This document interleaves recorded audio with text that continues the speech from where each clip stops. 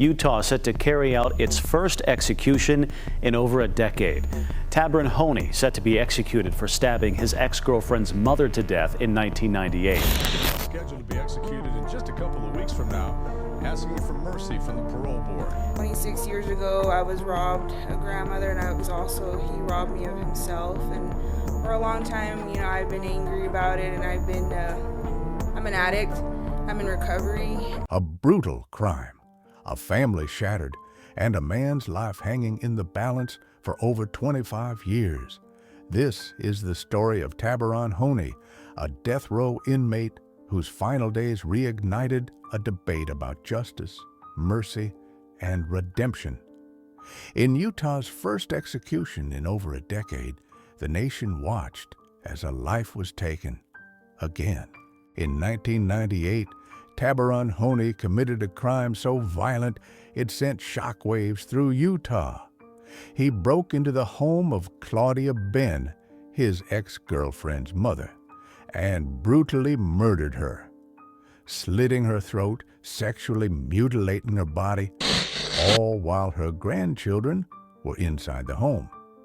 He confessed to trying to rape her, only stopping when he realized she was already dead.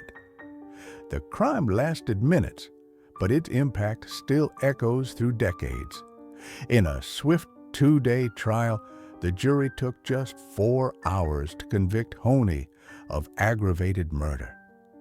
The judge sentenced him to death. Honie was only 22 years old. He beats her, brutally beats her, bites her. Then he slits her throat 4 times with a 13-inch knife. Then he uses that knife to sexually mutilate her. On death row, Honie spent over 25 years, longer than he lived as a free man.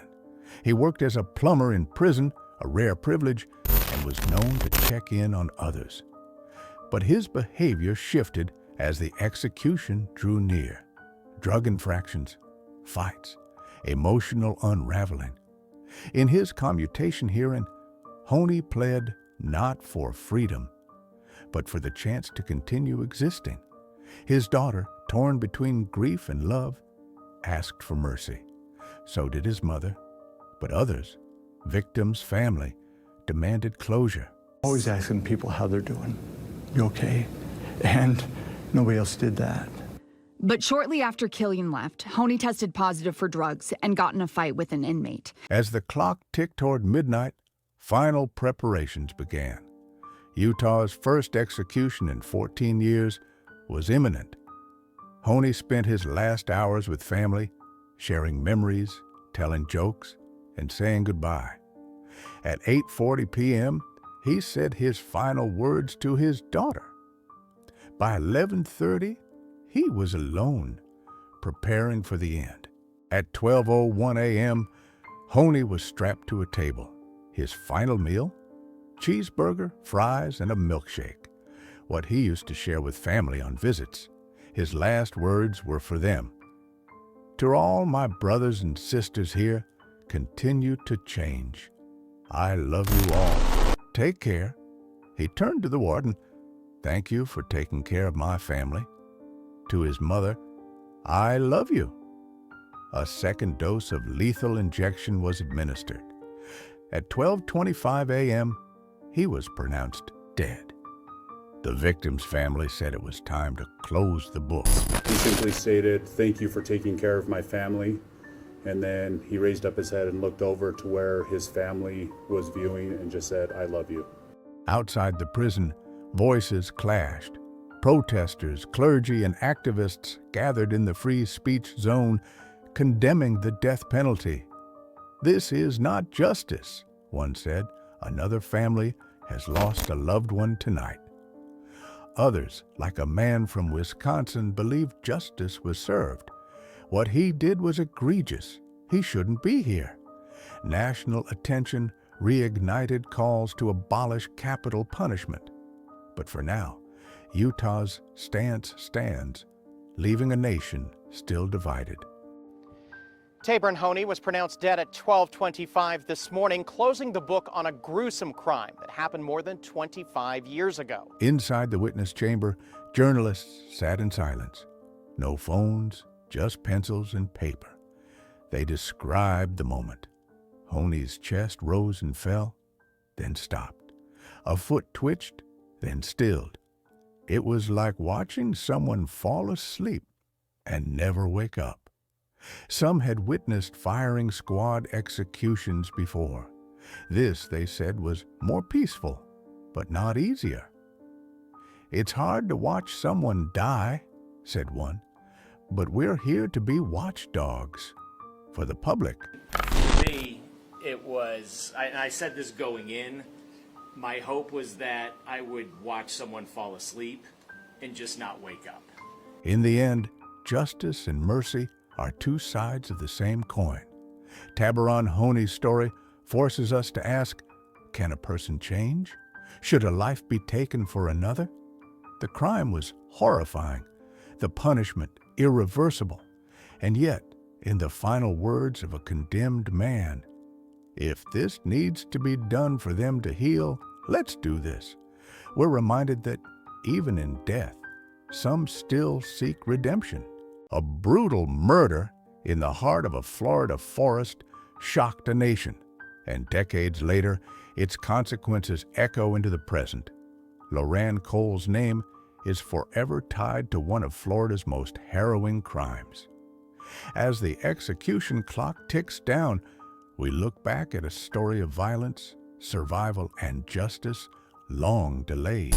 Bobby, a Florida man convicted of killing and kidnapping and raping a Florida State University student. Those words tonight from the parents of a college student killed in the Ocala National Forest in 1994. A Florida murderer will be executed in 30 minutes. Loran Cole murdered a Florida State University student and raped the student's sister in 1994 in the Ocala National. It began as a peaceful camping trip between siblings.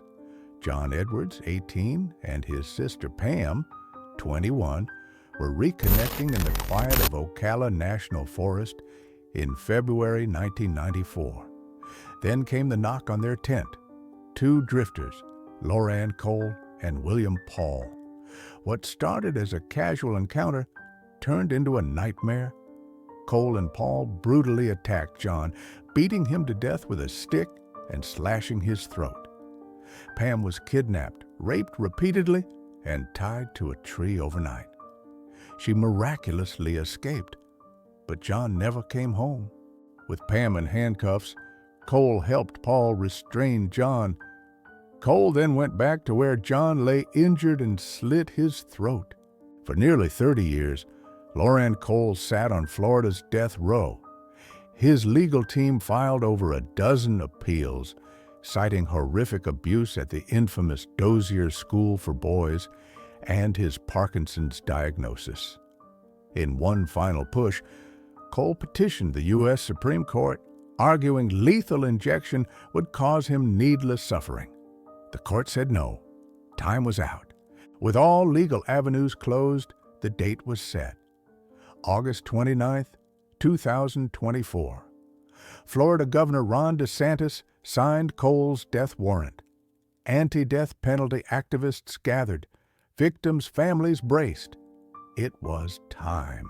On his final day, Loran Cole declined spiritual counsel. He requested pizza, M&Ms, ice cream, and soda. As he lay on the gurney, covered to the neck, his only words were, "No, sir." At 6:03 p.m., the drugs entered his system. By 6:15, he was declared dead. In a statement, the Edwards family expressed no mercy. He brutally took from our son the ability to exist. For them, justice had finally arrived, 30 years too late. Well, Loran Cole made no final statement. 7 members of the media, including myself, watched as the curtain rose, showing Cole strapped to a gurney, the process taking 15 minutes. Outside the prison, protesters prayed. Some saw justice served. Others saw a broken system at work. Florida has now executed 7 inmates since 2023, and with relaxed sentencing laws, more executions could follow.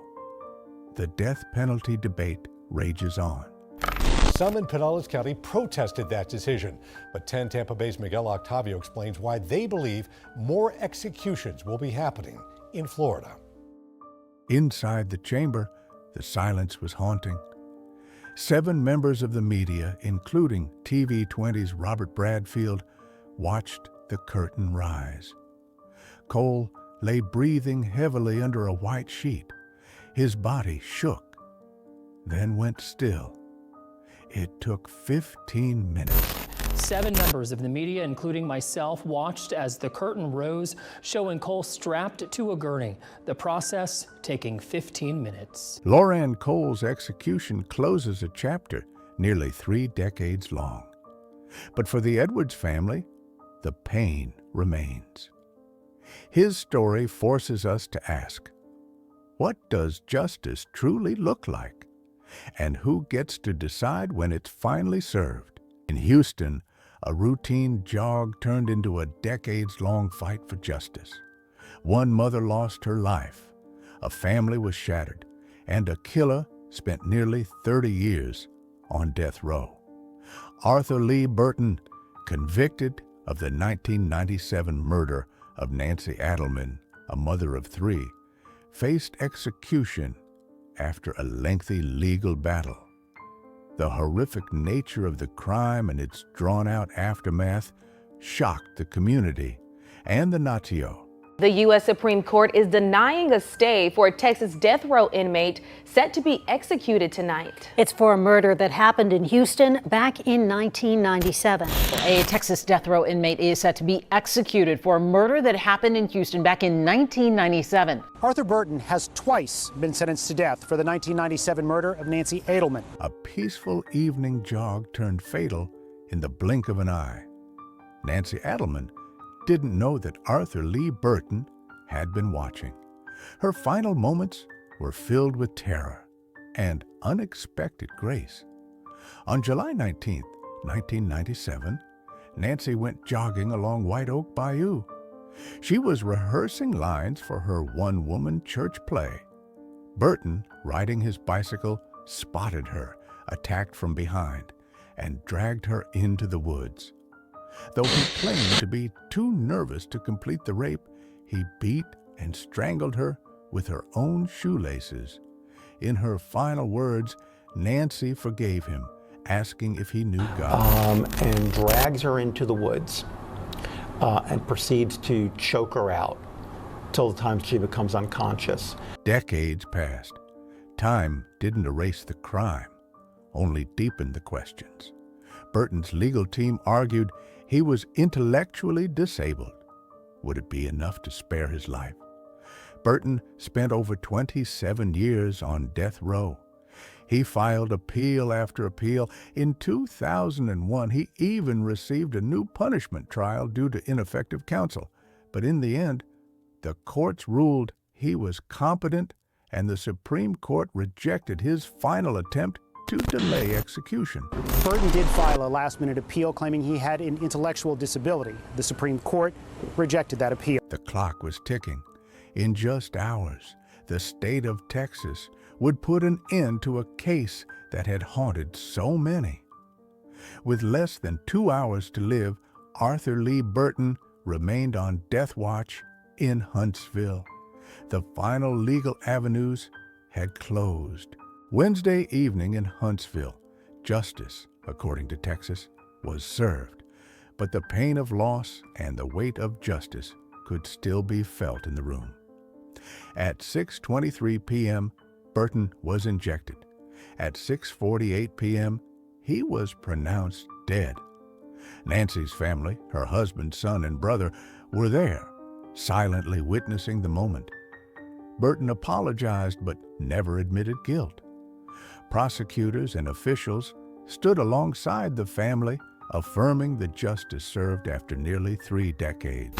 At 6:47 p.m., the state of Texas carried out the execution of Arthur Lee Burton. Some saw closure, others questions. The case reignited debate over justice, forgiveness, and the death penalty itself. Community members, shaken by the brutality of the crime, expressed relief that the case was finally over. but others raised concerns about the long appeals process, the cost, and the role of forgiveness in justice. Nancy's act of grace, her final words of forgiveness, still lingers in hearts and headlines.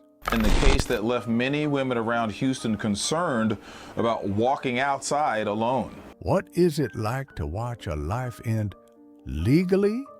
For the victims' families and for the witnesses, the experience stays with them forever. Nancy's family remained silent after witnessing Burton's death. Her husband, son, and brother were there. Prosecutor Kim Ogg stood beside them. Burton's own brother also attended, offering no comment. The silence afterward said more than any word ever could. He said he was sorry, but he did not admit on the gurney as to what he did. Arthur Lee Burton's execution closes a tragic chapter, but the echoes of Nancy Adelman's life, her forgiveness, and her family's endurance resonate long after. Justice may have been served by law, but true resolution remains something only time and love can offer.